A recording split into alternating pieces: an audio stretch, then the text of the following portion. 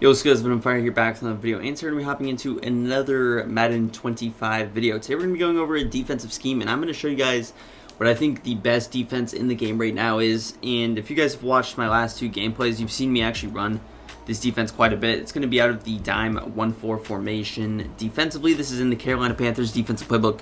It's in a lot of different playbooks as well, but I run Carolina. I like it a lot. And yeah, dime 1-4, and the play we're going to be running is going to be this cross 3 fire you see on the left hand side.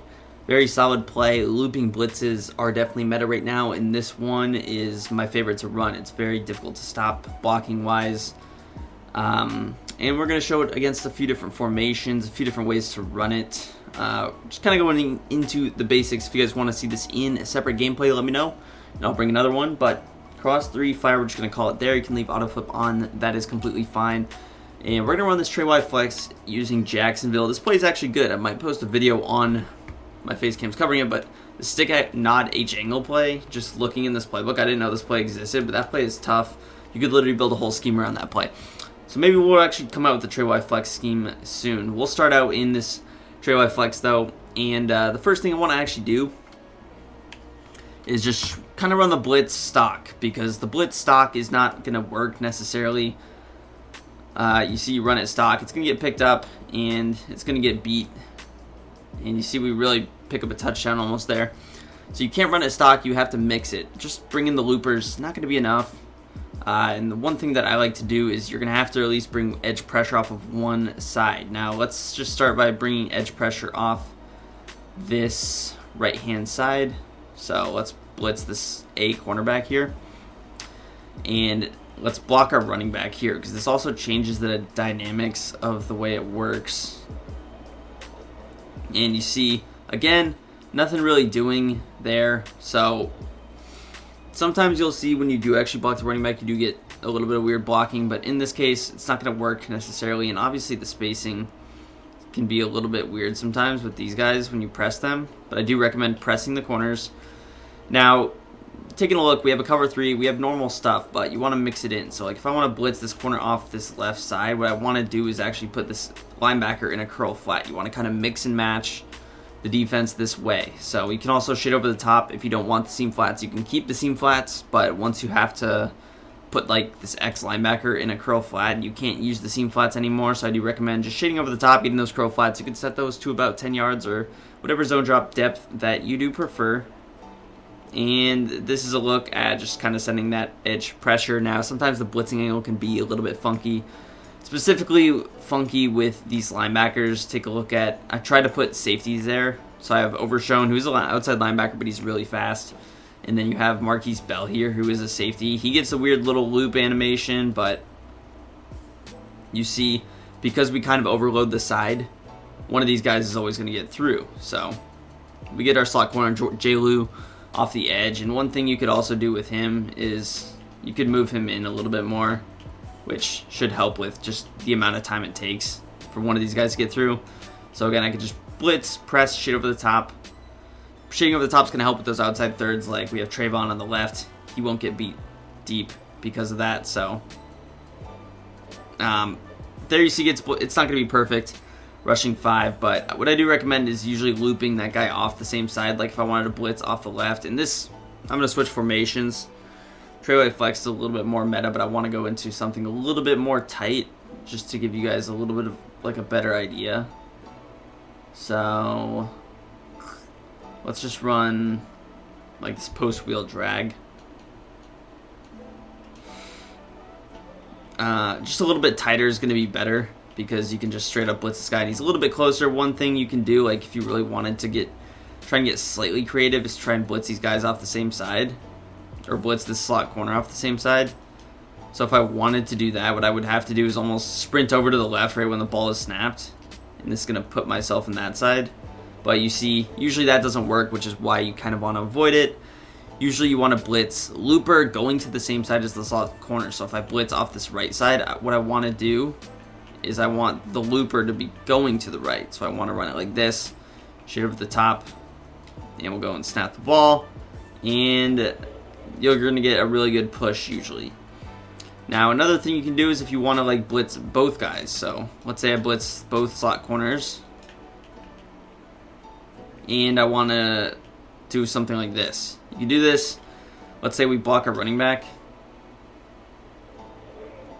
You're still going to get like a nice little push there. Now again, the defense isn't going to be perfect when you do that. And the blocking is actually pretty good right now. I don't know why, because usually the blocking stinks out of this defense. But another thing you could even do is like kind of get in here, hover in the box, and that's going to create like a nice little looping animation there.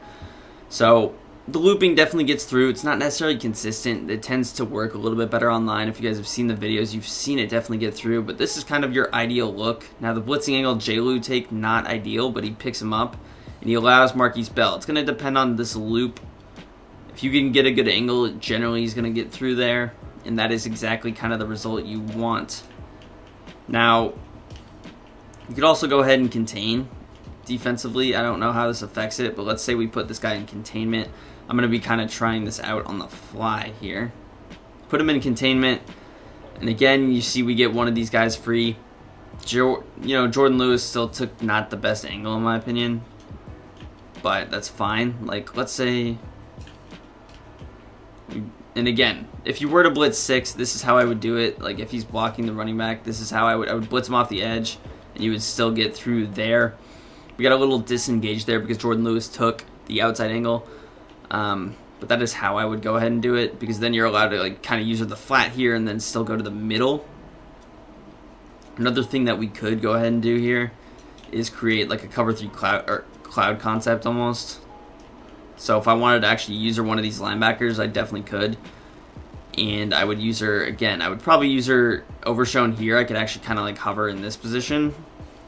I would put X in a cloud flat, I would put L1 in a deep half, and then I would put this R1 strong safety in the inside third, so we have a cover 3 cloud look. You could leave the seam flat. I could even go like soft squat if I want to go with a little heavier match look.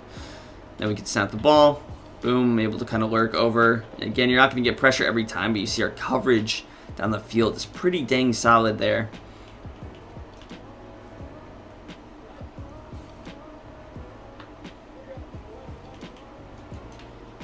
But I will try and switch to a few more formations as well.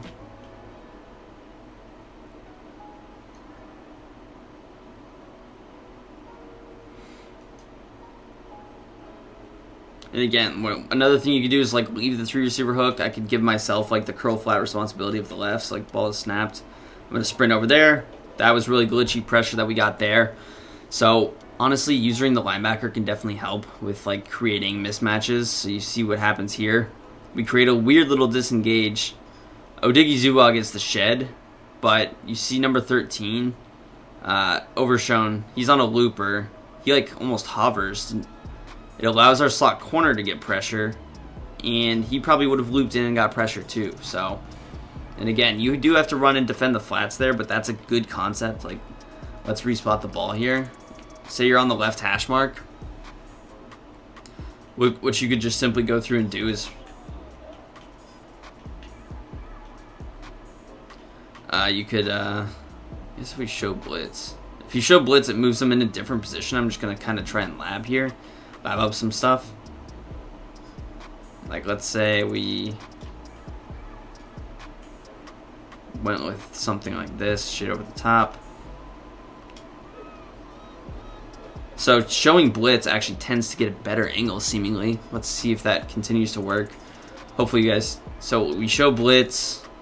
Now showing blitz sometimes moves this guy. I would probably move him back manually, but again, I'm going to blitz the slot corner on the left. I'm going to put X in a cloud or a curl flat. Let's just snap it. And it doesn't work this time, but it does, what it does tend to do is create a little bit of a better blitzing angle, I notice. And you can kind of create the same effect just by spreading the linebackers. It does appear. So if we just like spread the linebackers, it could create a different blitzing angle. It didn't really work as well as the show blitz there, but that is a way. Let's hop into just a different offensive formation here, try and show some other stuff. Now, run defense wise, like if you're facing someone that's running the ball, you would probably want to pinch your D line just to simply avoid that, right? avoid them running it, which if you pinch the D-line, the blitz isn't really going to come through as quickly, but could it still work? It definitely still could. So again, here's a situation where we're like, our defense is on the other side. It's completely fine. You're going to blitz him off the edge, and we're still going to get the looping pressure. So again, it just kind of works when it does. I'm not going to sit here and say it works every time rushing 5 against 5, but here you see we get the good looping animation with overshown there. Jordan Lewis does a good job of opening that up for us. Coverage is going to be pretty good. You would go back, use this little curl. So again, I blitzed A, I put A in the curl flat, blitzed the A corner, put a linebacker in the curl flat, again, shade over the top. You have the middle of the field responsibility. So here you see Jordan Lewis is going to be the one to get that outside pressure, but having good D linemen clearly helps. You got Mike on one side, you got D-Law on the other. Getting that push beneficial. Like, let's say you wanted to blitz 2 slot corners and you wanted to put both guys in coverage. Just mixing it up can help because the blitzing blocking scheme can change. You could just blitz 2 guys off the edge, and one of those slot corners is usually going to come, just kind of a standard DB Fire 2 blitz, but in a cover 3 shell. You could do that. Again, we kind of showed if you want to play more aggressive, like if you're in the bunch look, you're like, hey, I can use her over here, and then I can go ahead and let's say they're blocking the running back, and I don't know, the play is like this. I would play something like this. I would give myself the curl flat responsibility, blitz both those guys, and then you're like getting one of those looping pressures. That was a 6-man protection, by the way, against a 6-man blitz, so nothing really changed. It was still 6 versus 6. ETN was blocking, so he picks up that guy, and then we get overshown looping in.